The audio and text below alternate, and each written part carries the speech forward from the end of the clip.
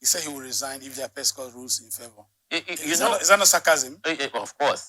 Some level of sarcasm there. You know, Atiku, I think from what I am seeing, he has thrown the friendship, that party that they had, being political allies, to the dustbin. Yeah. There's a level that you antagonize somebody. There's a level you go, and an enmity will be tagged, and it will stay forever. That level of desperation. It will stay forever. Forever, yes. Atiku is really going all out to make sure that what he feels was his mandate to reclaim it.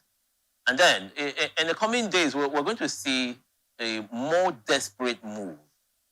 Yeah. Both in the judiciary and then in the political space. You're going to see more things. Some very, some say the desperation might pay off. But we do not know. We do not know what's going to happen. You mentioned it here, and quite rightly, that the Supreme Court is not a court of evidence. It's not a court to say, okay, because whatever was done at the Supreme Court, at the appeal court, is what will be moved to the Supreme Court. So little will be done, but only some exceptions. So, yes. So and I see a judiciary that might also be retried. At the Supreme Court, at the appeal court, judiciary was on trial, and I see a repeat of that in the coming days. People will do all kinds of gimmicks. People will do the cajole and all of that just to influence and intimidate the judiciary.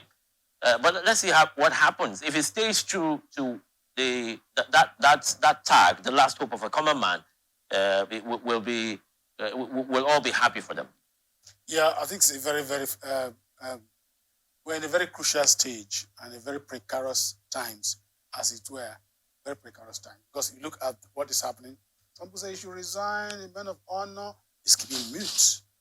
Some people say, well, the Supreme Court must do the needful. What is the needful? Because every court should stand firm to adjudicate without fear or favor. So why apply pressure on a court of law? So that's the problem. When you look at some of these issues, you find out that Nigeria is a country in a hurry. Sometimes we politicize everything, even the air we breathe, we politicize. And that is the danger in our society. So that's the reason why citizens should be on guard. Remember, like I said here before, we threw everything into the fray. Yeah. We threw everything into the ring when we fight. Remember the pre-election, the campaign era, when the incumbent president was molded and seemed to be a sick man. Yes, he was a sick man. We heard all sorts of... And after the election, he became a lion. And he became a lion.